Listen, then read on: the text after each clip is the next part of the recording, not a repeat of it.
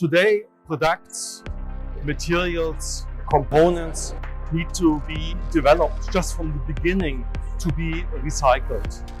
And that means that they stay in a closed loop. And that also applies for cars. So cars need to be recycled from the manufacturing to the end of life. That's a zero.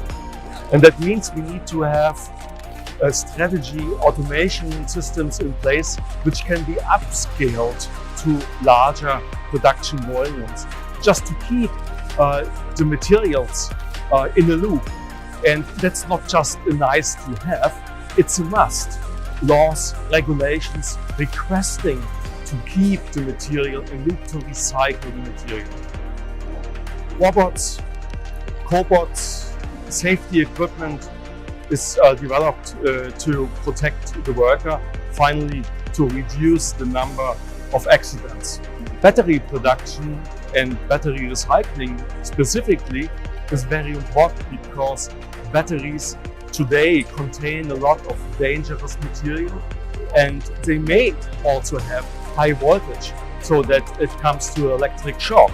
So automation again helps to take away the risk from the worker in the shop floor.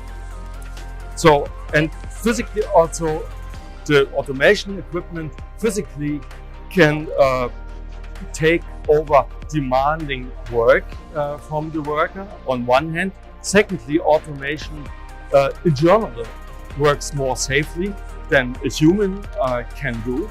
And third thing is automation also takes away some boring, repetitive work from the people working in the shop floor.